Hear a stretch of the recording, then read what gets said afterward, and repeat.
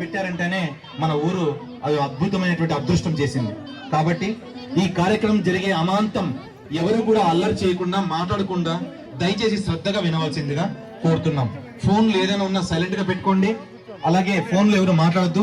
పిల్లల్ని కంట్రోల్ చేయడానికి 4-5 మధ్యలో నిలబడాలి. వాలంటీర్స్ ప్లీజ్ ఇక్కడ నిలబడొద్దు. ఆ పిల్లలు అల్లరి చేస్తున్నారు చూడు.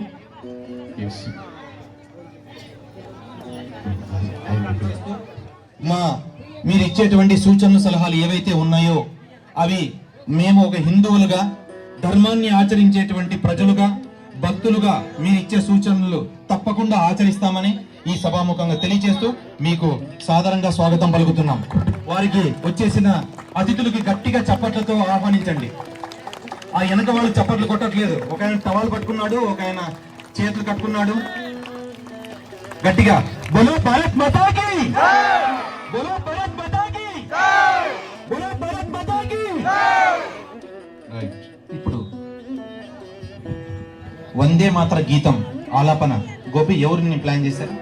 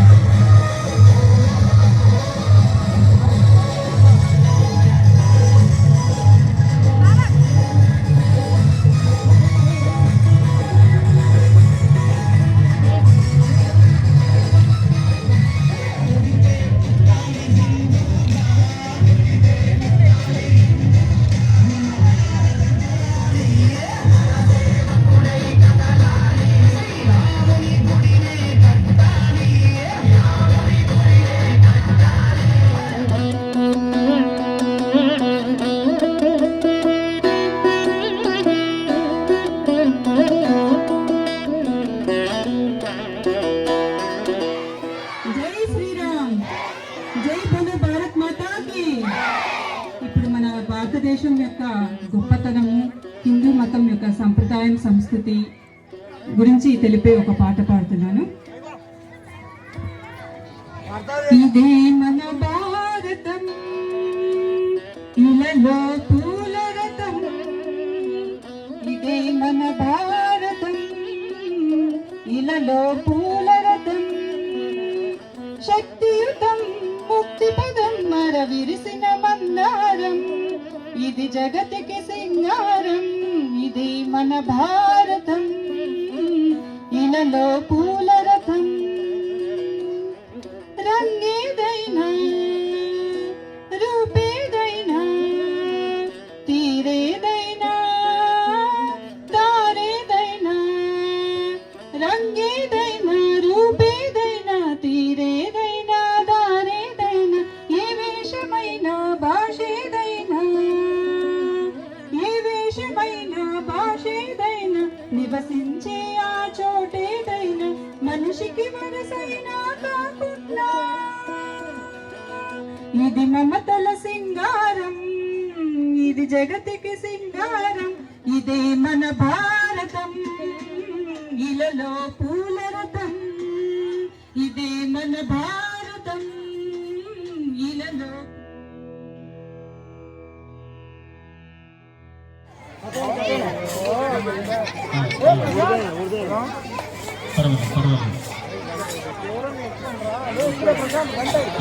పిల్లలు అల్లరి చేయకూడదు. జై శ్రీరామ్, బోలో భారత్ మాతా కీ జై, బోలో భారత్ మాతా కీ. మన కొర్రకోడ నుంచి విద్యార్థులు ఉత్సాహంగా అందరి బంధువయ్య భద్రాచల రామయ్య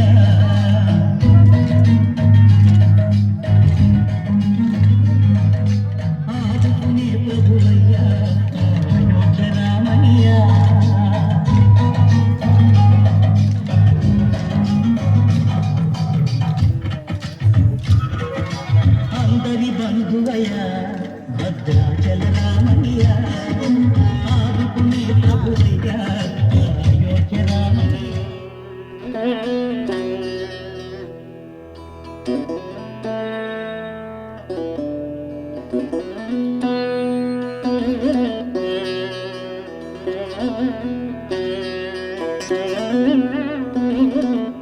తల్లిదండ్రులు అంటే ఎలాంటి వారు గౌరవించేవాళ్ళు ఇవన్నీ కనుమరుగవుతున్నాయి.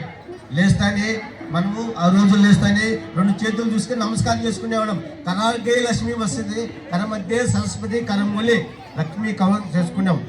రెండు చేతుల్ని నెమరు వేసుకుని అంటే అక్కడ చేయడం వల్ల రెండు చేతులు వేడెక్కే వేడి యొక్క కన్ను కూడా స్పర్శ వచ్చి రక్త ప్రశ్న చేయడానికి పెట్టారు.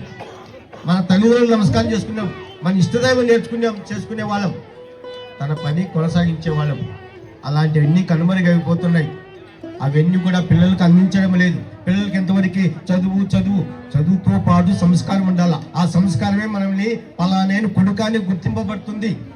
కాబట్టి అలాంటి వాటిని తిరిగి మనము పునరుద్ధరింపజేసుకోవడానికి ఇలాంటి సభలు సమావేశాలు ఏర్పాటు చేసుకున్నాం. ఈరోజు ఈ సమావేశం ముఖ్య కారణం ఏమి? ఆనాడు 100 సంవత్సరాల క్రితం ఆర్ఎస్ఎస్ రాష్ట్రీయ స్వయం సేవక్ అనే సంఘము ప్రారంభం చేశారు మహనీయులు. ఆ రోజు ఎందుకు పెట్టారో, ఏ ఉద్దేశంతో పెట్టారు, కానీ ఆ యొక్క ఉద్దేశం ఈ రోజు మనకు కనిపిస్తున్నది. ఎందుకంటే దాన్ని మూలాలు ఈరోజు తెలుసుకుంటున్నాం.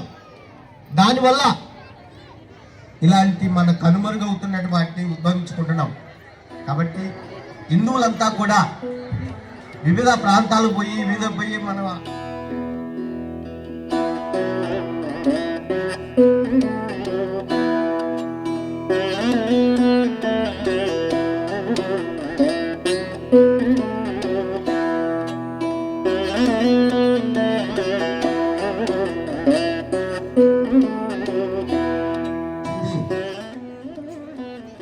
ఆ ధర్మం ముందు హనుమంతుడు ఏ విధంగా ఉంటాడు, సీతమ్మ వారి లంకకి ఆ రావణాసుడు ఎత్తుకెళ్తే కేవలం చూసి రాకుండా కాల్చి వచ్చినటువంటి హనుమంతుడి యొక్క వారసులం మనమందరము కూడా.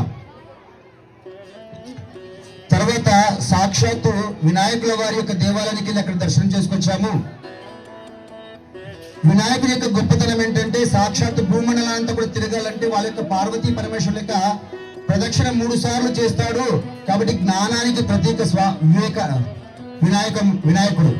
కాబట్టి అటువంటి వినాయకుడికి మనమందరం కూడా వారసులం. తర్వాత సాక్షాత్తు శ్రీరాముల వారి యొక్క దేవాలయానికి వెళ్ళొచ్చాము. మనకి ఇతిహాసం ఏం చెప్తుందంటే శ్రీరామో విగ్రహవాన్ ధర్మ అంట. రాముడు ఏ విధంగా ఉంటాడంటే రాముల వారిని చూపించాడట. శ్రీరాముల వారి యొక్క విగ్రహం లాగా ఉంటాడట. అందుకని శ్రీరామో విగ్రహవాన్ ధర్మ. ఆ రాముడు ఆచరణ చేసినటువంటి అన్ని విషయాలు కూడా మనం ఆచరణ చేసినప్పుడు ధర్మాన్ని ఆచరణ చేసినట్టు అవుతుంది. అటువంటి శ్రీరామచంద్రునికి మనం అందరం కూడా వారసులం. చివరిగా సాక్షాత్ ఇక్కడ శివుని యొక్క క్షేత్రంలో మేము దర్శనం చేసుకున్నాము. సాక్షాత్తు ఆ పార్వతీ పరమేశ్వరుడు కులైనటువంటి క్షేత్రంలో ఈ యొక్క హిందూ సమ్మేళనం యొక్క కార్యక్రమాన్ని మనమందరం కూడా జరుపుకుంటున్నాం. పరమ పవిత్ర భరతమాత యొక్క పాద పద్మాలకు నమస్కరిస్తూ, వేదిక మీద ఉన్నటువంటి పూజ్య స్వామీజీ యొక్క పాదాలకు నమస్కరిస్తూ, గౌరవనీయ మాతృమూర్తులు, అట్లాగే ఈ యొక్క కూడేరు మండలము కొర్రకూడు గ్రామ ప్రజలు అందరూ కూడా మాతృమూర్తులకు, అట్లాగే గ్రామ పెద్దలందరికీ కూడా, అట్లాగే ఉన్నటువంటి పిల్లలందరికీ కూడా శుభాభినందనలు తెలుపుతున్నాం. పిల్లలందరూ కూడా ఆ కర్రల కింద పెట్టేసి చేతులు కట్టుకోవాలి. ఒకసారి వెన్ను పూస నిటారుగా పెట్టండి. హిమాలయ సమారభ్యం యావదిందు సరోవరం తన్ దేవ నిర్మితం దేశం హిందూస్థానం ప్రశంసతి అని చెప్పేసి మనకు పురాణాలు చెప్తాయి.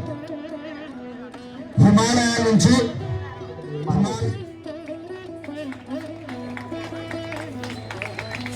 ఈ దేశం ఎంత గొప్పదండి. ఈ దేశంలో సంపద ఉంది, ఈ దేశంలో శక్తి ఉంది, ఈ దేశంలో టెక్నాలజీ ఉంది. మనకు తెలుసు పక్కన విజయనగర మహాసామ్రాజ్యము, అక్కడ మీరందరూ కూడా వెళ్ళి ఉంటారు. అక్కడ ఇక త్రాసుల్లో మనం మార్కెట్కి వెళ్తుంటాం. మార్కెట్కి వెళ్ళినప్పుడు వంకాయలు, బెండకాయ, ఇట్లా కూరగాయలు, టమోటా ఇవన్నీ తీసుకొస్తాం కదా, పావు కేజీ, అర కేజీ, కేజీ అట్లా. అక్కడ విజయనగర మహాసామ్రాజ్యంలో వజ్రాలు 3 మాసాలు తీసుకెళ్ళాలంటే ఎంత సంపద ఉంటుంది. ఎట్లా తీసుకెళ్ళాడు? ఏనుగుల మీద, గుర్రాల మీద, గాడుదల మీద, ఒంటెల మీద తీసుకెళ్ళాడు. కాబట్టి ఈ దేశం బీద దేశమా? బీద దేశమా? నేను కేవలం ఒక 3 దేవాలయాలు చెప్పాను. దేశంలో ఎన్నున్నాయి దేవాలయాలు? రాజులు ఎంతమంది ఉన్నారు? కాబట్టి ఈ దేశము బీద దేశము కాదు, ఈ దేశము సంపద కలిగినటువంటి దేశము. ఈ దేశంలో టెక్నాలజీ మన తక్కువ ఉందా? ఇందాక నేను చెప్పాను, హంపీకి వెళ్తే కనుక అక్కడ ఒక స్తంభంలో చిన్న చిన్న 8 స్తంభాలు ఉంటాయి. ఒక దాన్ని కొడితే సా అంటది, ఇంకో దాన్ని కొడితే రీ అంటది, ఇంకో దాన్ని కొడితే సరిగమలు పలికించేంత టెక్నాలజీ భారత నాగరికత వెలువరిసింది. నాగరికత లేని నరులు పామరులై ఉన్నప్పుడు వేదాలను వెలికి తెచ్చి జ్ఞాన భిక్ష పెట్టినావు, నిజముగా నువ్వు జగద్గురువు అంటాడు కవి యొక్క భరతమాతను చూస్తూ. కాబట్టి ఇక్కడ అన్ని ఉన్నాయి.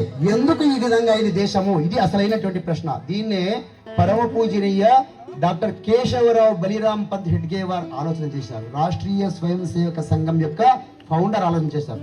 ఇంత గొప్ప దేశము, ఇంత కల్చర్ ఉన్నటువంటి దేశము, ఇది అర్థం చేసుకొని రాష్ట్రీయ స్వయం సేవక సంఘం యొక్క సరసంఘ చాలక ప్రయత్నం చేసిన తర్వాత వారు సంఘాన్ని ప్రారంభం చేశారు. ఎందుకంటే మనలో ఉన్నటువంటి అనైక్యత ఏదైతే ఉందో, ఈ దేశాన్ని దాదాపు ఒక 1000 మంది పరిపాలన చేశారు. ఎవరు పరిపాలన చేశారు? మనం బానిసత్వంలోకి వెళ్ళాం. గ్రీకులు, హూనులు, శకులు, బర్బరులు, మొఘలాయులు, ఫ్రెంచ్ వాళ్ళు, డచ్ వాళ్ళు, ఇట్లా అనేక మంది వచ్చారు. ఎందుకు వచ్చారు? ఈ దేశం కోసము. ఎవరైనా సంపద ఉంది కాబట్టి వచ్చారు. ఇక్కడ ఉన్నటువంటి అనేక మందిని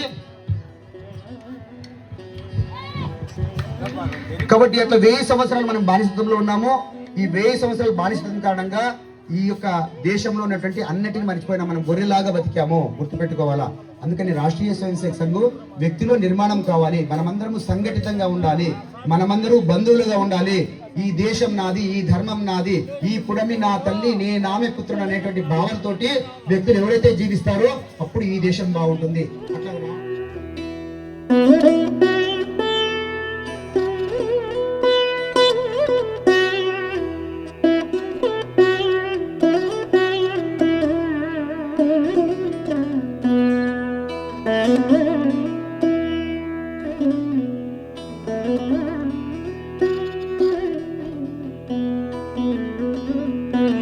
వాళ్ళు ఊరికి వెళ్తా అన్నారు. అందుకోసమని గట్టిగా చిన్నారికి చప్పట్లు కొట్టి ఆశీర్వదించండి అమ్మా.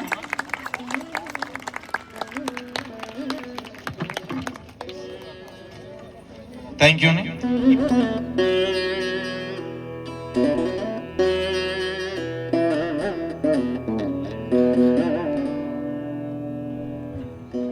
అమ్మ శ్రద్ధగా వినండి అమ్మలో.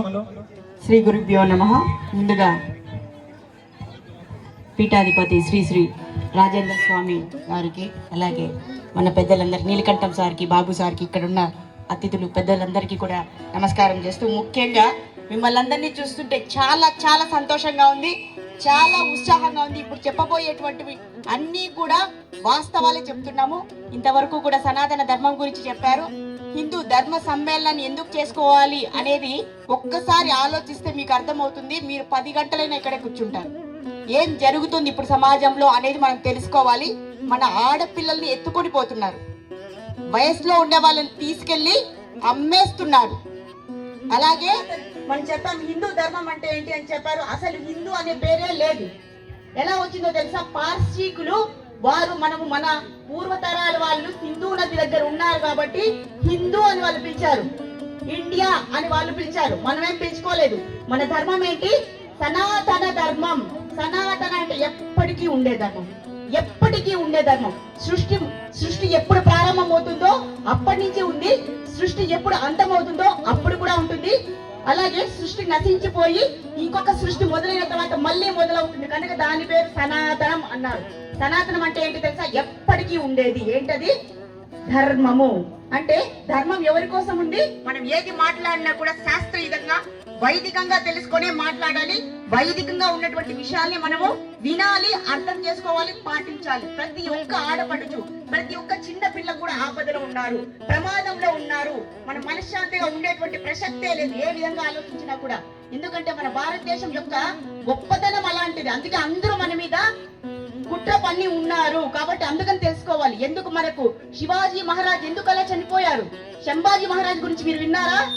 ఎందుకు ఆయన తెలుసా? ఆయన ఏ విధంగా కొన్ని రోజులు ఎలా క్రూరంగా చంపేశారో తెలుసా మీకు? ఔరంగజేబ్ అనేటువంటి ఒక సుల్తాన్ ఉన్నారు మొఘల్ సామ్రాజ్యంలో. ఏం చేశారు తెలుసా? ఈ శంభాజీ మహారాజ్ ఏం చేశారు? హిందూ స్వరాజ్యాన్ని, మన సనాతన ధర్మాన్ని కాపాడడానికి ఎంతో వీరోచితంగా పోరాడారు. మీకు అవన్నీ తెలుసా? ఆయన్ని తీసుకెళ్లి ఏం చేశారో తెలుసా? ఆయన పట్టుపడిపోవడానికి కారణం ఎవరో తెలుసా? మనలాంటి వాళ్ళే. మనకే ఐకమత్యం లేదు. అలాంటి వీరుణ్ణి పట్టించేసి కొన్ని రోజులు ఉరిశిక్ష తీయకముందు ఎంత దారుణంగా కిరాతకంగా చంపారు తెలుసా? ఎవరి కోసం ఆయన పాటుపడ్డారు? ఎవరి కోసం? చూడండి, ఎవరికైనా ఇంత నొప్పి తగిలితే ఎంత నొప్పి వేస్తుందండి. కానీ అతని కళ్ళు పొడి చేసేశారు, మళ్ళీ నాలుక తీసేశారు. ఒక్కడే పోరాడాడు. కళ్ళు తీస్తున్నా ఏం చేయలేదు, దుర్గామాతను ప్రార్థించారు. అలాగే అన్ని తీసేశారు.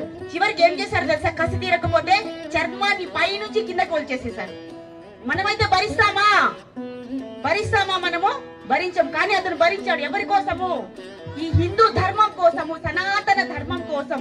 అసలు మరి ఈ శంభాజీ మహారాజ్ ఎందుకు అంత ధైర్యం వచ్చింది? మనం ఎందుకు చేయలేకపోతున్నాము? ఆయన ఎలా చేయగలిగాడు అనేది ఏంటి? ఆ రహస్యాన్ని మనం అందరూ కూడా ఇప్పుడు తెలుసుకోవాలనే మేము ఇక్కడికి వచ్చాము. ఇంత దూరం నుంచి ఎందుకు వచ్చామో తెలుసా? మనకు భగవద్గీత చెప్పేటటువంటి అతి రహస్యమైనది చెప్తున్నాం ఈ రోజు అందరూ కూడా. ఆయన ఎందుకు భయపడలేదు, మనం ఎందుకు భయపడిపోయి ఇలా పిరికి వాళ్ళలాగా కూర్చున్నాం అనేది ఇప్పుడు ఆలోచించాలి. ఎందుకంటే మనకే రక్షణ లేదు. సనాతనం అంటే ఏంటి తెలుసా? ఎప్పుడు ఉండే ధర్మం. మనకెందుకు అంటే మనము కూడా సనాతనము.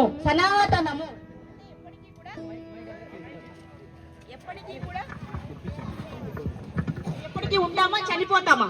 ఇప్పుడు మీరు ఇంతవరకు వక్తలందరూ మాట్లాడారు, మీరు విన్నారు. కానీ ఇప్పుడు మేము అడుగుతాము, మీకు తెలిసింది మీరు చెప్పాలి. మనం ఎప్పటికీ ఉంటామా? మీరందరూ కూడా ఆన్సర్ చెప్పాలి. ఇప్పుడు అందరూ కూడా నిలబడుకున్న వాళ్ళు ఉంటామా? ఎన్ని రోజులు ఉంటాం? కనీసం ఎన్ని రోజులు ఉంటాం మనము తెలియదు. అవునా? సరే, మనం ఎప్పటికీ ఉంటాము అంటే ఎవరు ఒప్పుకుంటారు? ఎప్పటికీ ఉంటాము. ఎలా ఉంటాము? మనకు కనిపించేటటువంటి ఈ శరీరం మనము కాదు. మనకు కనిపించే ఈ శరీరం మనది కాదు. తెలుసా మీకు? నా జాయతే మృతయే. మీకు భగవద్గీత చదివితే అర్థమవుతుంది. ఏంటి తెలుసా? మనకు పై కనిపించేది, మనం రోజు ఒక డ్రెస్ కొనుక్కుంటాము, అది వేసుకొని మరుగున పడిపోతే దాన్ని పారేస్తాం. అలాగే మనం ఈ శరీరాన్ని తీసుకొని, ఈ శరీరము పడిపోతే, ఈ శరీరం పనికి రాకపోతే పారేస్తాం. తెలుసా మీకు? మనం రోజు ఒక కొత్త వస్త్రం తీసుకుంటాం తెలుసా? అలా మనము మన యొక్క అస్తిత్వం ఏంటో తెలుసా? ఆత్మస్వరూపము.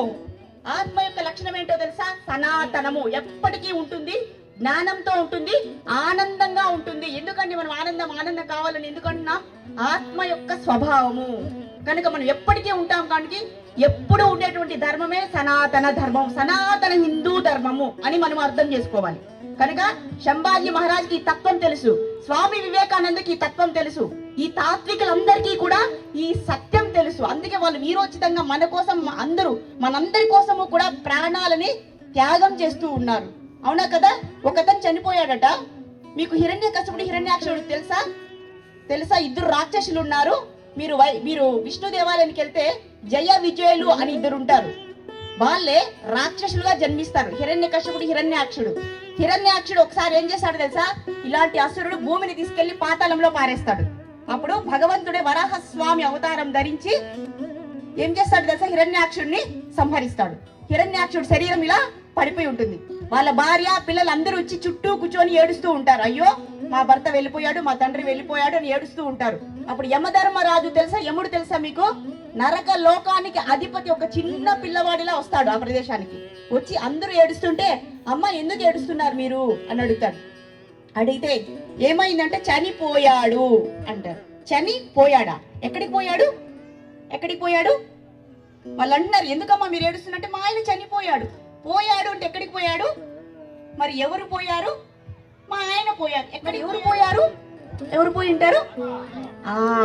ఇప్పుడు అర్థమైంది కదండి. పోయింది ప్రాణం, ఆత్మ వెళ్ళిపోయింది. మరి ఉండేదేంది? ఇప్పుడు అర్థమైందా? కొత్త వస్త్రాన్ని తీసుకొని అది పాడైపోతే దాన్ని పారేసి ఇంకో కొత్త వస్త్రాన్ని మనం ఎలా తీసుకుంటామో అలా మన శరీరాలన్నీ వెళ్ళిపోతూ ఉంటాయి. ఆ తత్వాన్ని తెలిసే శంభాజీ మహారాజు ఒక ఆత్మస్వరూపంగా ఆత్మని ఎవరు ఏమి చేయలేరు, ఆత్మని కళ్ళు పీకేసిన, శరీరాన్ని పీకేసిన, అన్ని చర్మాన్ని పీకేసిన ఆత్మస్వరూపానికి ఓటమి లేదు అని వీరోచితంగా రుద్రమదేవి, ఝాన్సీ లక్ష్మీబాయి ప్రతి ఒక్కరూ కూడా పోరాడారు. ఎవరందరి కోసము? భగవద్ ధర్మాని కోసము, ఆత్మ ధర్మం కోసము, పరబ్రహ్మ తత్వం కోసమే పోరాడారు. ఎందుకంటే వారికి ఈ జ్ఞానం అనేది ఉంది. దుర్లభో మానుషో దేహో దేహీనాం క్షణభంగురః తత్రాపి దుర్లభం మన్యే వైకుంఠ ప్రియ దర్శనం. ఎన్నో కోట్ల జన్మలు మనము ఇలాంటి మంచి కార్యక్రమాలు చేస్తే ఒక్క మనిషి శరీరం వస్తుందట. మరి ఆ ఒక్క మానవ శరీరం వచ్చినప్పుడు ఏం చేయాలి? మన ధర్మాన్ని ఎవరైతే పాటిస్తారో వారికి తప్పకుండా మనిషి జన్మ వస్తుంది. ధర్మాన్ని ఎవరైతే అనుష్ఠానం చేయరో వారికి జంతు శరీరాలు తప్పకుండా వస్తాయి. 84 లక్షల జీవరాశుల్లో జంతువులుగా పుడతామా, పక్షుల్లా పుడదామా, నీటిలో ఉండే జంతువులాగా పుడదామా, ఏదిగా లేదా మంచి కార్యాలు చేసి మనిషిగా పుడదామా అనేది మనమే ఆలోచించుకోవాలి అనేది ఇక్కడ చెబుతున్నారు. కనుక భగవద్గీతని ప్రతి ఒక్కరూ కూడా చదివి అధ్యయనం చేసుకుంటే మన తత్వం అనేది అందరికీ అర్థమవుతుంది. ప్రతి ఒక్కరికి కూడా శక్తి బలం అనేది ఆడపిల్లల అబలలు కానే కాదు. మీకు ఒక విషయం తెలుసా? ఎంతో మంది సుల్తానులకి మన యుద్ధంలో మన చక్రవర్తులు ఓడిపోతే వారు మరణిస్తే ఆడవాళ్ళు ఏం చేశారో తెలుసా? వాళ్ళు ఎక్కడ వీరు ఇలా పాడు చేస్తారు అని చెప్పి అగ్నిలో దూకి తమ శరీరాలను తగలబెట్టేసుకున్నారు. అంతేగాని వాళ్ళందరికీ కూడా లొంగిపోలేదు. అలాంటి శక్తి మనందరిది. కనుక మనల్ని మనమే రక్షించుకోవాలంటే ఆ తత్వ జ్ఞాన రహస్యాలన్నింటినీ కూడా మనం అర్థం చేసుకోవాలి. వేదాలు చదవాలి. ఏవం వేద యోపామాయతనం వేద ఆయతనమాన్ భవతి. ఏం కావాలండి? ధర్మాన్ని కాపాడుకోవాలంటే ఏం చేయాలి? ధర్మం దగ్గరికి వెళ్ళాలి. ధర్మం ఉచ్యతే. ఎప్పుడైతే ధర్మాన్ని అనుష్ఠానం చేస్తే మనకు ధర్మం అనేది నిలబడుతుంది. ధర్మం బాగుంటేనే మనమందరూ కూడా బాగుంటాము. అందరూ కూడా మనలో లోపించింది ఒక్కటేనండి, ఐకమత్యం లేదు. మరి ఇతర మతము అనుకునే వాళ్ళు ఉన్నారే, వాళ్ళలో ఐకమత్యం ఉంది, మనలో ఐకమత్యం లేదు. ఇంత బాగా చక్కగా ఎంత వక్తలు చెప్తున్నారు, మనకు వినడానికి ఓపిక లేదు. ఇందుకే కదండి మనం అందరూ ఓడిపోతున్నాము. ఎవరి కోసం చెప్పుకుంటున్నాం మనం ఇవన్నీ కూడా? అవునా కదా? మరి మీరే భావి తరాలకు మీరు ఇచ్చేటటువంటి, మీరు ఇప్పుడు శ్రద్ధ చూపి మీరు ధర్మాన్ని పాటించి శాస్త్ర జ్ఞానం లేకపోతే అది అధర్మము. శాస్త్రాలన్నీ ఎవరి కోసం ఉన్నాయండి? వేదాలు, పురాణాలు, ఇతిహాసాలు ఇవన్నీ ఎవరి కోసం ఉన్నాయి? మన కోసమే. దేవుడు మనందరి కోసం ఇచ్చాడు. అయ్యా ఇవన్నీ పాటించి ధర్మాన్ని పాటించి ఆనందంగా ఉండండి అంటే మనం సినిమాలకు వెళ్ళిపోతున్నాం. సినిమాలో ఏం చెప్తున్నారండి? పొగ తాగడము, మద్యం తాగడము, ఈ వ్యసనాలు, ఈ స్త్రీలోలం ఇవన్నీ సినిమాల్లో చూపిస్తున్నారు. ఇవన్నీ మనం చిన్నపిల్లల్ని సినిమాలకు తీసుకెళ్లి వీటన్నిటి మీద ట్రైనింగ్ ఇచ్చేస్తున్నాం. అవునా కదండి? సీరియల్ని చూస్తున్నాం. వీటి వల్ల మనకు వచ్చేది ఏంది? మన ధర్మాన్ని మనమే నాశనం చేసుకుంటున్నాం. అవునా కదండి? మనం రక్షించుకున్నాం. పొగ తాగుతున్నారంటే చిన్నపిల్లలు తాగుతున్నారు, యువకులు తాగుతున్నారు, పెద్దవాళ్ళు తాగుతున్నారు, అమ్మాయిలు తాగుతున్నారు. ఇది ఎవరి వల్ల? అదే భగవద్గీత వినండి అయ్యా అంటే, అయ్యా అవసరం లేదు మాకు, ఇప్పుడే మాకు ఆ వైరాగ్యం ఎందుకు అంటారు. సినిమాకి తీసుకెళ్లి రేప్ సీన్లన్నీ చూపిస్తారు. అప్పుడు బాధ లేదండి మనందరికీ కూడా? మన మన కర్మకు మనమే బాధ్యులు. కర్మ సిద్ధాంతాన్ని ప్రతి ఒక్కరూ అర్థం చేసుకోవాలి. పుణ్యం చేస్తే పుణ్యము, పాపం చేస్తే ఆ ఫలితాన్ని మనమే పొందుతాము. ఆ కర్మ సిద్ధాంతాన్ని అర్థం చేసుకోవాలంటే ఎలా జీవించాలి అనే విధానాన్ని మనము శాస్త్రాల ద్వారా, ఇలా భక్తులు చెప్పేటటువంటి గొప్ప గొప్ప సత్యాల ద్వారా అందరూ తెలుసుకోవాలి. ముఖ్యంగా యువత, ఎవరైతే ఇక్కడ యువత అందరూ పాట పడుతున్నారో ప్రతి ఒక్కరికి శాస్త్ర జ్ఞానం ఉండాలని మేము చెప్తున్నాం. ఎందుకంటే ధర్మం అనేది ఏంటి, ఆ ధర్మ అనుష్ఠానం ఎలా, ఆ విచక్షణ జ్ఞానం అనేది మనకు తెలియకపోతే ఎలా పాటిస్తాము? మనకు తెలిసింది ధర్మం కాదు. ధర్మం తు సాక్షాత్ భగవత్ ప్రణీతం. శ్రీకృష్ణ భగవానుడే వచ్చాడు. యదా యదా హి ధర్మస్య గ్లానిర్భవతి భారత అభ్యుత్థానం అధర్మస్య తదాత్మానం సృజామ్యహం. ఎప్పుడైతే ఆ ధర్మానికి సమస్య వస్తుందో, ధర్మం అనేది క్షీణించిపోతుందో, అప్పుడు నేను రుద్రుడై వస్తాను. అప్పుడు ఏం చేస్తాను? ప్రతి ఒక్కరిని కూడా నరుక్కుంటా పోతాను. ఏం చెప్తున్నానండి? కాబట్టి అధర్మం జరుగుతుంటే ఓర్చుకొని ఉంటామా? మన చిన్న పిల్లలు ఎత్తుకొని వెళ్ళిపోతుంటే చూస్తూ ఉంటున్నామా? అయ్యో మా పిల్లల్ని ఎత్తుకొని పోలేదులండి, పక్కింటి పిల్లల్ని ఎత్తుకొని వెళ్ళిపోతున్నారు, మా ఇంటి పాపను ఎత్తుకొని పోవట్లేదు, పక్కింటి పాపను ఎత్తుకొని పోతున్నారు, ఇవన్నీ చూసుకొని ఉంటామండి? ఒక ఊర్లో ఇలా జరిగిందంటే వారిని పట్టుకొని వచ్చి ఏం చేయాలి? మనమందరూ కూడా కృష్ణ భగవానుడు ఏం చేశాడు అదే చేయాలి. అవునా కదండి? రాముడు ఏం చేశాడు? శాంతియుతంగా యుద్ధం చేశాడు. మొదట్లో ఎప్పుడైతే తన భక్తుడిని గుర్తు చేశాడో అప్పుడు ఏం చేశాడు? ఒకే ఒక బాణంతో రావణాసుని సంహరించాడు. ఆ రావణ కాష్టం ఇంకా జరుగుతూనే ఉంది. అయినా చూసేసి గీతాలన్నీ వదిలేసి ఈ శాస్త్ర అధ్యయనం చేసి సమాజంలోనికి వచ్చి ధర్మాన్ని మనమే రక్షించుకోవాలి. అంటే ఇక్కడ ఏం నేను త్యాగం చేయడం లేదండి. మన ఇంటిని మనం కాపాడుకుంటాం, నా శరీరాన్ని నేను కాపాడుకుంటున్నాను. అవునా కదా? ఇలా ఎందుకు సంభాజీ మహారాజ్ పట్టుబడిపోయాడు? మనలోని ఉండే వాళ్ళే డబ్బుకు ఆశపడి, ఆ కకృతికి ఆశపడి వాళ్ళ చేతికి మన సంభాజీ మహారాజ్ జీవితాన్ని, ప్రాణాన్ని పనంగా పెట్టేశారు. అదే మనకు కావాల్సింది. అవునా కదండి? ఒక మనిషిని పైనుంచి కిందకి చర్మం వల్చేస్తే ఎంత నొప్పిగా ఉంటుందో బాధపడండి. ఆయన లెక్క చేయలేదు. ఏమనుకున్నాడు? నేను ఆత్మని, నేను ఆత్మ స్వరూపాన్ని, ఆత్మకి చావు లేదు, పుట్టుక లేదు, నజాయతే మ్రీతే కదాచిన్ అని చెప్పేశాడు. నాకు పుట్టుక లేదు, మరణం లేదు, నేను ఆత్మస్వరూపాన్ని, నన్ను ఎవడు చేయలేడు అని రుద్రమదేవి ఒక్కసారికి 100 మంది నరుక్కుంటా పోయింది. ఆడపిల్ల కదండి, 100 మందిని ఎట్లా యుద్ధం చేస్తుంది ఆడపిల్ల? అలా ఉండాలండి. ప్రతి ఆడపిల్ల అలానే ఉండాలి. నృత్యమే కాదు, ఖడ్గ యుద్ధం అన్ని రావాలి ఈ కాలము. ఎందుకంటే ఫోన్లు తీసుకుంటున్నారు, ఫోన్లు పిల్లలకి ఇచ్చేస్తున్నారు. ఫోన్లో ఎవరితో ఏం మాట్లాడుతున్నారో అర్థం కావడం లేదు.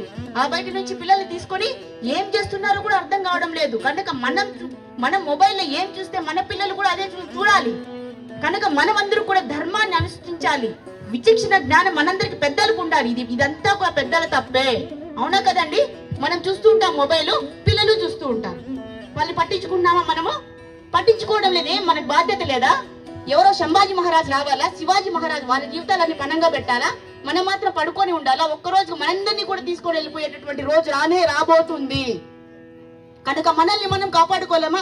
ప్రతి ఒక్కరు కూడా ఇక్కడ సంభాజీ మహారాజ్ అవ్వాలి. ప్రతి ఆడపిల్ల కూడా రాణి రుద్రమదేవి, ఝాన్సీ లక్ష్మీబాయి అవ్వాలి. అప్పుడే అందరినీ కూడా ఎవరైతే కుట్ర పండుతున్నారో వాళ్ళని తరిమి కొట్టాలి. మనం అందరూ కూడా ఎవరో ఒకరు రావాల్సిన అవసరం లేదు. శ్రీరాముడి యొక్క అంశం మనం అందరూ కూడా. అవునా కదా? జై శ్రీరామ్ అని చెప్పడం కానే కాదు. నోటితో చెప్తున్నారా? పైనుంచి చెప్తున్నారా? లోపల నుంచి చెప్తున్నారా? ఎవరైతే ఇక్కడ మనస్ఫూర్తిగా జై శ్రీరామ్ అని చెప్తున్నారో వారు తప్పకుండా ధర్మాన్ని ఆచరించాలి. అవునా కదండి? ధర్మం అంటే ఏంటి? మంచి చెడు ఆ విచక్షణ జ్ఞానం ఉండేవాడు జై శ్రీరామ్ చెప్పండి. అవునా కదండి? మంచి చెడు మాకెందుకులే అనుకుంటే అది ధర్మం కాదు. రేపు పొద్దున మనకు కూడా అది బాలు విశ్రామ్ అనుకోండి, ఆ బాలు మన దగ్గరకే వచ్చి పడుతుంది. అవునా కదా? ఎందుకండి భయపడ్డం చావుకు? దేహినోస్మిన్ యథా దేహే కౌమారం యవ్వనం జర తథా దేహాంతర ప్రాప్తి వైకుంఠ ప్రియ దర్శనం. దేహం అనేది పుడుతుంది, పెరుగుతుంది, మరణించిపోతుంది, మళ్ళా ఇంకో శరీరాన్ని తీసుకుంటుంది. అవునా కదండి? అందులో మాత్రానికి మనం ఎందుకు భయపడాలి? తథా దేహాంతర ప్రాప్తి, చావుకు భయపడవలసిన అవసరం లేదు. ఎవరు భయపడవలసిన అవసరం లేదు. ఎందుకంటే మళ్ళీ పుడతాము. కనీసం పుట్టేది జంతువుగా పుట్టాల్సిన అవసరం లేదు. మనిషిగా మళ్ళీ తిరిగి మనందరూ పుట్టాలంటే మనందరూ కూడా ఐకమత్యం. మనకు కావాల్సింది ఈ హిందూ ధర్మ సమ్మేళనంలో ఐక్యత మాత్రమే. ఆ ఐక్యత ఎట్లా వస్తుంది? మాట్లాడేటప్పుడు అందరూ లేసి వెళ్ళిపోవడం కాదు. అవునా కదా? ఏం చెప్తున్నారు? ఎవరి కోసం చెప్తున్నారు? ఈ యువత అంతా ఎన్ని రోజుల నుంచి కష్టపడుతున్నారు మీకు తెలుసా? వాళ్ళ యొక్క తపస్సు తెలుసా? ఎంత కష్టపడుతున్నారు? ఎవరి కోసము? వాళ్ళని వాళ్ళు రక్షించుకోవచ్చు కదా. దాన్ని వినాలి. ఎవరు వింటారు? ఎవరి కోసం చెప్తున్నారు? తీర వైకుంఠనాథుని శ్రీకృష్ణ భగవానుడిగా వచ్చి ఈ దివ్య జ్ఞానోపదేశాన్ని చెప్పి 700 శ్లోకాల్లో చెబితే ఎవరి కోసం చెప్పాడయ్యా? ఎవరి కోసం చెప్పారు? అది సినిమా అయితే 3 గంటలు చూస్తామా? పరిత్రాణాయ సాధూన వినాశాయ చ దుష్కృతాం ధర్మ సంస్థాపనార్థాయ సంభవామి యుగే యుగే. అయ్యా, నేను మతాన్ని ఉద్ధరించడం కోసం రాలేదు, మతాన్ని కాపాడడం కోసం రావలేదు, ధర్మాన్ని రక్షించడానికి నేను వచ్చానని భగవంతుడు శ్రీమన్నారాయణుడు చెప్తూ ఉన్నారు. అవునా కదా? సహస్ర శీర్ష పురుష సహస్ర వేద చెప్తున్నారు. ఎలా వచ్చాడు? విశ్వమంతా విష్ణు వ్యాపించి ఉన్నాడు. అయినా ఎందుకు శ్రీకృష్ణ భగవానుడిగా ఎందుకు వచ్చాడు? శ్రీకృష్ణ భగవాన్ రూపంలో కట్టుకం తీసుకొని రాలేదు, 700 శ్లోకాల లాంటి కత్తుని తీసుకొచ్చాడు మనందరి కోసం కూడా. అయ్యా, మీ మనసుల్లో ఎవరికైనా చెడ్డ మనసు అనేది ఉంటే ఈ శ్లోకాలనే కత్తులతో నరికివేయండి. ఫస్ట్ ఆఫ్ ఆల్ మనం ఏం చేయాలి? వేరే వాళ్ళని తప్పులు పట్టడం కాదు, మనల్ని మనం ఆత్మ పరిశీలన చేసుకోవాలి. మనలో మంచి చెడు ఏమి ఉన్నాయో ఆలోచించుకోవాలి. మంచి జీవహింస చేయరాదు. చూడండి, ఎందుకండి భూకంపాలు వస్తున్నాయి? గోవుల్ని ఏం చేస్తున్నారు తెలుసా? తీసుకెళ్లి అలా చేసేస్తున్నారు. మన గోవుల్ని, మన గోమాతనే ఇలా హింస చేస్తుంటే మనం చూసుకొని ఉంటున్నాం. గో పనికి వచ్చే వరకు పాలకు ఉపయోగించుకుంటున్నాం. గోవు పనికి రాకపోతే ఏం చేస్తున్నామో? అందుకే అండి సునామీలు వస్తుండేది, కరోనాలు వస్తుండేది. అందుకే మనం ఏది చేస్తామో అదే మనకు వస్తుంది. మీరు ఏ విత్తనం నాటితే అదే విత్తనమే వస్తుంది తప్ప వేరే వస్తుందా? సపోటా నాటితే బనానా వస్తుందా? అరటిపండు వస్తుందా? ఏది నాటితే అదే వస్తుంది. ఎందుకు ఆడవాళ్ళు ఎందుకు మా వల్ల కాదు, మేమేం చేయలేము, ఇంటి పని ఒకటే చేస్తూ కూర్చుంటారా? మళ్ళీ ధర్మాన్ని కాపాడే బాధ్యత మగవారికైనా మీకు లేదా? గట్టిగా అరవాలి, గట్టిగా ప్రతిజ్ఞ చేయాలి. ఈ ధర్మ సమ్మేళనం అనేది మీ అందరి కోసమే. మేమందరికీ రావాలి, మనందరికీ కూడా మల్ల యుద్ధం రావాలి, ఆడపిల్లలందరికీ రావాలి, అబ్బాయిని కూడా మంచి సంస్కారాలతో పెంచాలి. మనం అందరూ కూడా అంతేగాని సిగరెట్లు తాగేది, బయటకు వెళ్ళిపోయేది, మందు తాగేది, ఇలాంటి చెడ్డ అలవాట్లన్నింటినీ మనం ప్రోత్సహించరాదు. తల్లిదండ్రులు దీని బాధ్యత వహించాలి. రేపొద్దునే మన పిల్లవాడు చెడిపోతే ఇదేనా మన దేశానికి, మన ముందు తరాల వాళ్ళకి ఇచ్చేవి? సినిమాలుగా తీసుకురాకూడదు వాళ్ళందరినీ కూడా. అవునా కదండి? సినిమాల్లో మంచిగా చూపిస్తున్నారా? పొగ తాగడం హానికరం అని చెప్తారు, వాళ్ళే పొగ తాగుతారు. చూడండి, అన్ని అబద్ధాలు చెప్తున్నారు. మనల్ని మోసం చేస్తున్నారు. ఎవరి కోసం? డబ్బు కోసము. ఆ డబ్బు కోసం మన జీవితాలనే మీరు అనుకుంటారు ఈ ఒక్క జీవితమే మాకు నష్టపోతుంది, కానీ లక్షల కోట్ల శరీరాలు, లక్షల కోట్ల జన్మలు నాశనం అయిపోతున్నాయి మనం అందరివి కూడా. మళ్ళీ మనిషి జన్మ వస్తుంది అనుకుంటున్నారా? ఇలాంటివి చేస్తే, ఇలాంటి దురాచరణ. చూడండి, కృష్ణ చెప్పాడు, ధర్మాన్ని అధర్మం జరిగితే చూస్తూ ఉండడం కూడా అధర్మమే. మనకు పట్టే గతి ఏంటో తెలుసా? జంతు శరీరం అనేది కర్మ సిద్ధాంతం చెబుతుంది, గరుడ పురాణం చెప్తుంది. ఇన్ని పురాణాలని ఎవరి కోసం ఉన్నాయి? మీకు చదవరా? మీకు వద్ద అవసరం లేదా? మీకు బాధ్యత లేదా? అన్ని చదవాలి మన పిల్లలు. నెక్స్ట్ టైం వచ్చినప్పుడు అందరూ కూడా భగవద్గీత శ్లోకాలు నేర్చుకోవాలి, ఆ తత్వాలు నేర్చుకోవాలి. మేమందరూ కూడా భగవద్గీత శ్లోకాల పోటీలు పెడుతున్నాం. చక్కగా పిల్లలు వచ్చి శ్లోకాలు చెప్తూ ఉన్నారు, తల్లిదండ్రులు వస్తున్నారు. వీటికి రావాలండి, సినిమాలకు కాదండి, సీరియల్స్ కాదండి. మన పిల్లలకు భగవద్గీత శ్లోకాలు నేర్పించాలి. ఎవరు నేర్పిస్తారు? మీకు రాకపోయినా పర్వాలా, మన పిల్లలకు రావాలి. వాళ్ళ జీవితం బాగుండాలంటే శాస్త్ర అధ్యయనం చేయాలి. కనుక చాలా సమయం అయిపోయింది ఇప్పటికీ కూడా. మీరు గొప్ప హరే రామ రామ రామ హరే హరే. ఒక్కొక్క పదం చెప్పండి. 16 చెప్తే 1000 సార్లు చెప్పినట్లే. హరే కృష్ణ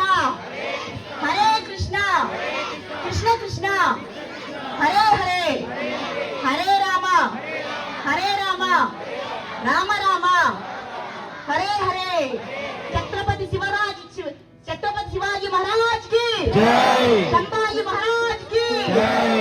జై శ్రీరామ్, జై శ్రీరామ్. ఇప్పుడు మీ అందరికీ కూడా అర్హత వచ్చింది జై శ్రీరామ్ చెప్పేదందుకు. కనుక ఈ గొప్ప అవకాశం ఇచ్చిన మీ అందరికీ కూడా పేరు పేరుగా ధన్యవాదాలు చెప్పుకుంటూ హరే కృష్ణ. తెలిపిస్తూ ఉన్నారు. మళ్ళీ ఇంకొక రోజు మేము కార్యక్రమం నిర్వహిస్తాం, మిమ్మల్ని మళ్ళీ పిలుస్తాం. Thank you. గట్టిగా అమ్మకి చప్పట్లు కొట్టండి. తిరుపతి నుంచి మన కోసం వచ్చిందండి, మీరు అర్థం చేసుకోండి. ఇంకా థ్యాంక్ యూ. తిరుపతి దర్శనం చేసుకొని నేరుగా మన ఊరికి వచ్చింది అంటే స్వామి మొక్కున్న తర్వాత ఆ పాదాలు. Thank you. నిజంగా మేము ధన్యులం. ధర్మాన్ని ఆచరిస్తాం. గట్టిగా ఒకసారి అందరూ గట్టిగా మేము ధర్మాన్ని ఆచరిస్తాం అని గట్టిగా చెప్పండి అమ్మా.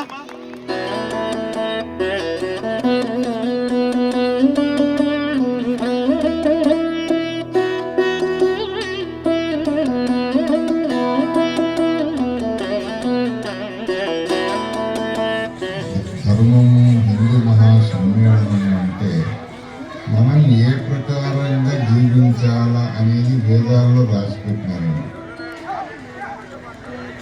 నాలుగు వేదాల్లో కూడా మన జీవనయానం ఏ ప్రకారంగా వేదాల్లోనే వచ్చినాయి. అయితే దానిని మనం ఆచరిస్తున్నామా అంటే లేదు. వేదాలు మాకు చదవడానికి రాదు, అది సంస్కృత భాష,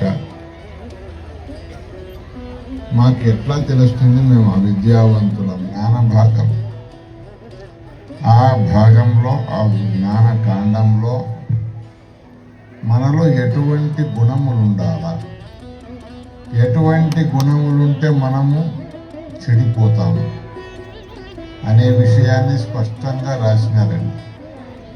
భగవద్గీతలో కూడా దైవాసుర సంపత్ విభాగ యోగము అని ఒక అధ్యాయం ఉంది. దైవీ గుణములు, ఆసురీ గుణములు అంటే రాక్షస గుణములు. ఏ గుణముల వల్ల మనము ఊర్ధ్వగతికి చెందుతాము, ఏ గుణముల వల్ల అధోగతి పాలవుతాము, వాటిని మనం ఆచరించినప్పుడే ధర్మాన్ని ఆచరించినట్లవుతుంది. వేదంలో అంత్యభాగంలో వేదాంతం వేదాంతం అంటాం కదా, ఆ వేదాంతమే హిందూ ధర్మం అండి, వేరే కాదు. అది ఆచరణలో రావాలి. ఆచరణలో ఉన్నప్పుడు మాత్రమే దాని ఫలితాన్ని మనం పొందగలుగుతాం. ఒట్టిగా విన్నట్లయితే అది పొట్ట నిండదండి. ఒక హోటల్కి వెళ్తాం, ఏముంది తినడానికి అని అడిగితే ఆయన ఒక లిస్ట్ చెప్తాడు. ఉప్మా, పూరి, దోశ, చిత్రాన్నం, వడ, భోజనం, పెరుగన్నం అన్నీ వింటామండి. వింటే మన ఆకలి తీరిందా అంటే తీరలేదు. తిన్నప్పుడు మాత్రమే ఆకలి ఎలా తీరుతుందో, ధర్మాన్ని ఆచరించినప్పుడే దాని యొక్క ఫలము బలము మనలో కలుగుతుందండి. హిందువులలో ఐక్యత కలగాలంటే ప్రతి ఒక్కరూ ధర్మాన్ని ఆచరించాలి. ధర్మాచరణ లేనిది ఫలితం దొరకదండి. ఇప్పుడు హిందువులలో ఐక్యత ఎందుకు కావాలా అని అడిగితే, ఆంగ్లేయులు ఎన్నో సంవత్సరాలు మన దేశాన్ని పరిపాలించినారండి. వాళ్ళ బానిసత్వంలో మనమందరూ బతికినాం, మన పెద్దలు. కారణం ఏమిటి? మనలో ఐక్యములు పెరుగుతూ మనం ఏ పని చేస్తామో చూసి అట్లే చేస్తారండి. ఏ భావనతో మనం బతుకుతాం అదే భావన వాళ్ళలో మొదలవుతుంది. దేశం క్షేమంగా సౌఖ్యంగా ఉండాలంటే మనము హిందూ ధర్మాన్ని ఆచరిస్తూ పిల్లలకు తెలియజేస్తూ వాళ్ళలో నడవడికను పెంచుతూ మనం మెలుగుతూ పోవాలి. అందరూ ఐకమత్యంతోనే కలిసి ఉండాలి. ఈ హిందూ మతం ఎప్పటి నుంచి వచ్చిందండి? దీనికి ఆది లేదండి. ఆది అంటే ప్రారంభం. బైబిల్ ఎప్పుడొచ్చిందండి? 3400 సంవత్సరాల క్రితం దానికి ఆది ఉంది, ప్రారంభం. ఈ మహమ్మద్ ఖురాన్ ఎప్పటి నుంచి వచ్చిందండి? క్రీస్తు శకము 7వ శతాబ్దంలో వచ్చింది. అంటే ఇవన్నీ ప్రారంభ సమయాలు.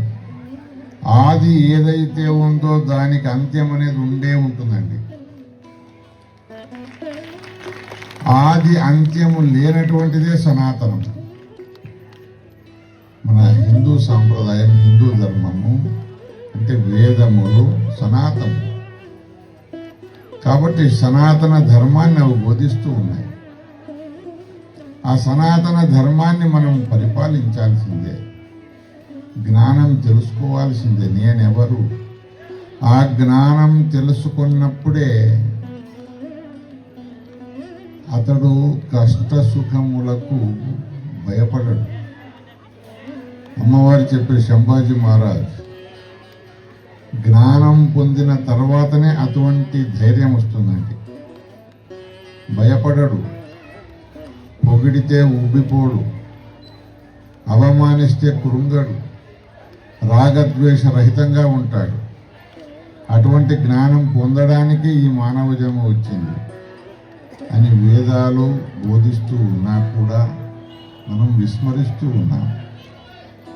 పశుప్రాయం వలె శబ్దాది పంచ విషయ భోగాదులకు లోబడి మన యొక్క జ్ఞానాన్ని, సూక్ష్మ జ్ఞానాన్ని కోల్పోతున్నాం. కాబట్టి కొంతమంది ఈ శబ్దాది విషయములు ఏవైతే ఉన్నాయో, ఈ చేపలు పట్టే వాళ్ళు thank you Swamiji, thank you very much. నిజంగా స్వామీజీని సత్కరించడానికి ఓబుడప్ప గారు, ఆరుడి గారు స్వామీజీకి పూలమాల వేయండి, శాల్వా చేతులకు పెట్టి కాళ్ళకు నమస్కారం చేసుకోండి. స్వామీజీలకు శాల్వాలు కప్పకూడదు. పూలహారం వేయండి, శాల్వాలు చేతులకు పెట్టండి, బట్టలు కాళ్ళకు నమస్కారం చేసుకోండి.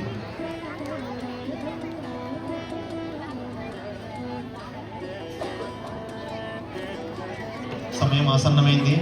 నిజంగా చాలామంది అమ్మలు, అక్కలు, అన్నలు ఓపిక వింటున్నారు మన దేశం కోసం, ధర్మం కోసం. నిజంగా చాలా సంతోషం. ఉరవకొండ నుంచి వచ్చారు, అనంతపురం నుంచి వచ్చారు. నిజంగా ఈరోజు మనం అదృష్టం చేసుకున్నాం.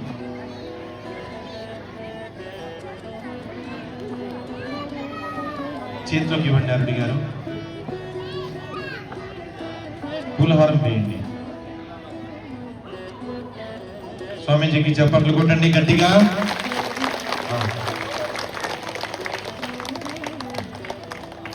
థ్యాంక్ యూ స్వామీజీ. సనాతనమైనది, ఆది లేనిది, అంతం కూడా ఉండదు అని మాకు బోధ చేశారు. Thank you.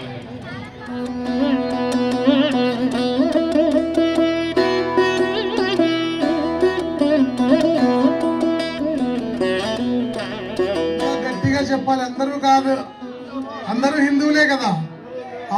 ఇంకొకసారి చెప్పండి, ఇంకొకసారి. ఈ దేశంలో ఉన్నటువంటి హిందువులంతా ఒక్కసారి మేము హిందువులు అంటే హిందువులకున్న సమస్యలన్నీ ఒక గంటలో పారిపోతాయి. కాబట్టి అది మర్చిపోయాము. ఇందాక చెప్పారు, కొద్దిమంది వెళ్ళిపోయారనుకోండి, ఇదంతా గట్టి సరుకు. మనకి వడ్లో ఎంటమైనా తూర్పు ఎత్తితే తాళంతా పోతుంది, గట్టి మిగులుతాయి కదా. ఇదంతా మన గట్టి సరుకు. ఇంతమంది ఉన్నారంటే మనకి భయం లేదు, ధైర్యంగా ఉండొచ్చు. మన ముందు యువకులు ఉన్నారు, అయితే అక్కడక్కడ కనిపిస్తున్నారు. యువత ఉంది మన ఇప్పుడు వర్తమానం. మీరందరూ గతం హిందూ ధర్మాన్ని ఆచరించారు, ఆదర్శంగా ఉన్నారు.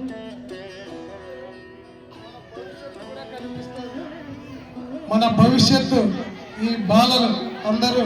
కాబట్టి మనకి ఈ గ్రామంలో హిందూ ధర్మానికి భవిష్యత్తు ఉందని చెప్పచ్చు.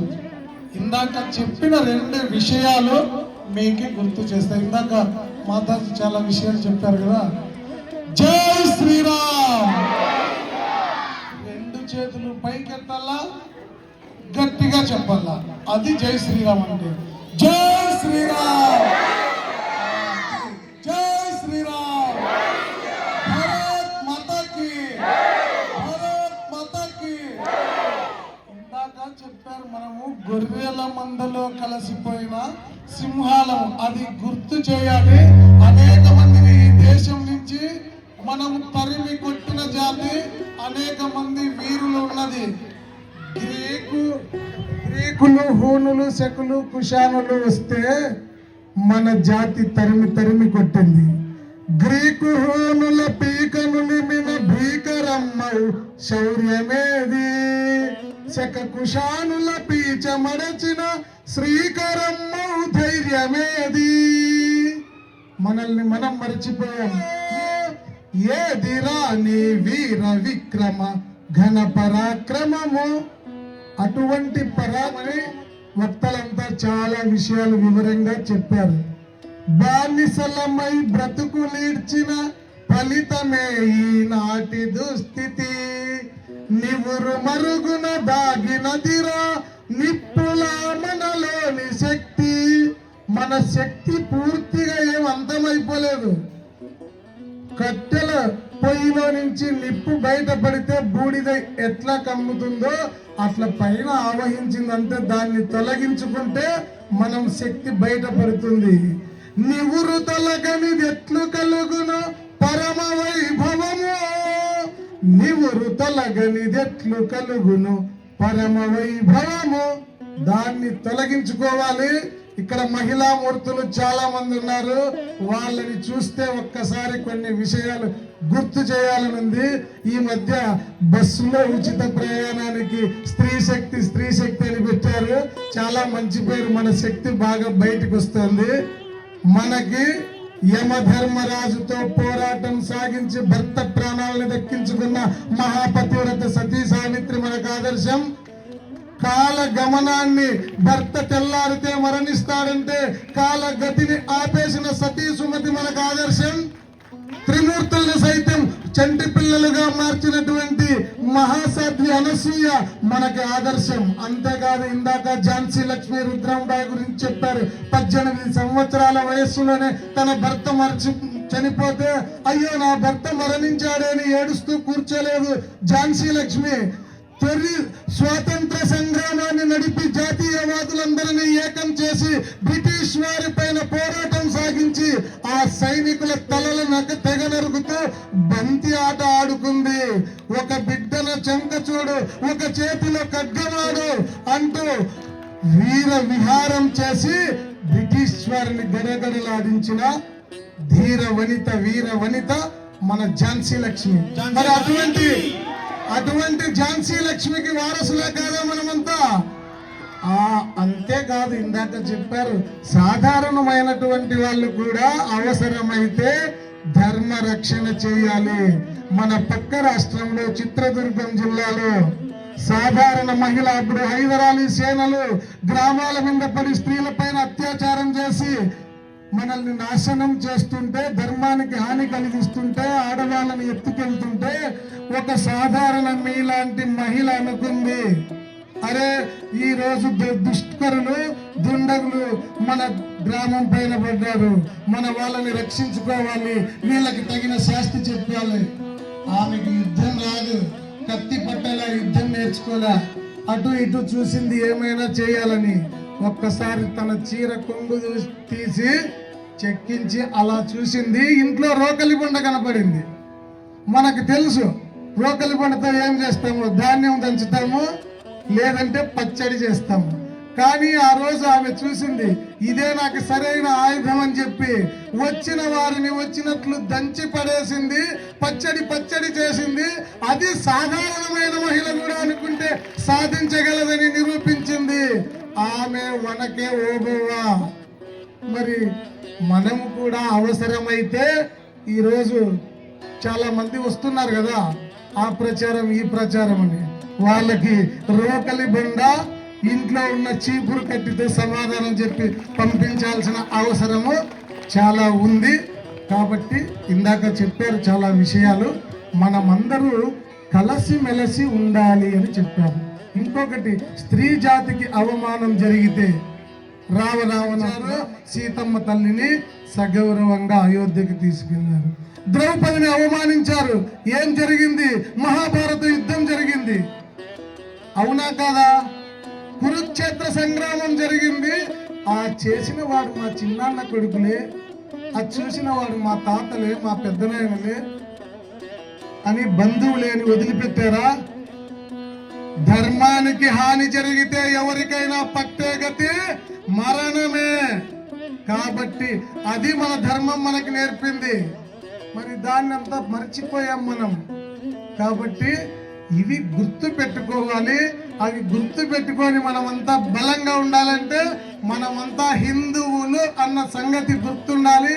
బయటికి వస్తే యా ఊరన్నా అన్న తర్వాత ఏం కులస్తులు, అది కాదు, హిందువులా కాదా అని అడగల. కాబట్టి మనమంతా హిందువులం, మనమంతా బంధువులం, అందరము హిందువులం, బంధువులం మనమంతా. మన అందరికీ కన్న తల్లి ఎవరు? మన కన్న తల్లి ఎదురుగా కనిపిస్తోంది భారత మాత. మన అందరికీ కన్న తల్లి ఈ భారత మాత కలిసుంటే నిలబడతాం, విడిపోతే మరి పడిపోతాం. కాబట్టి అందరము హిందువులం, మనమంతా ఎవరింకా బంధువులు. కాబట్టి పూచే పువ్వుకి కులముందా, వీచే గాలికి కులముందా, పారే నీటికి కులముందా, పండే చేనుకి కులముందా? అందరిలో ఒకే తత్వం, అదే కదా మనకు బలం. అందరము హిందువులం, బంధువులం మనమంతా. కాబట్టి ఆ విధంగా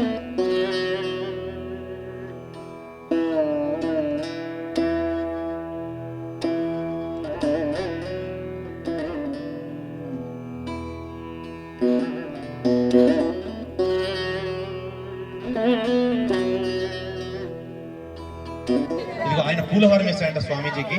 పూలహారం వేయించండి.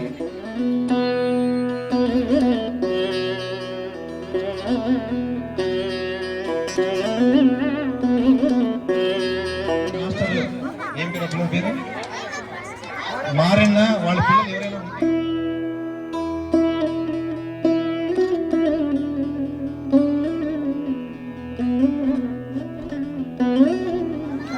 పిల్లలు ఎవరైనా ఉంటే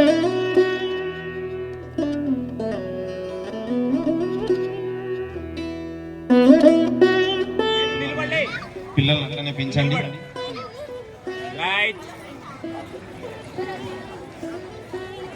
నేను వస్తున్నా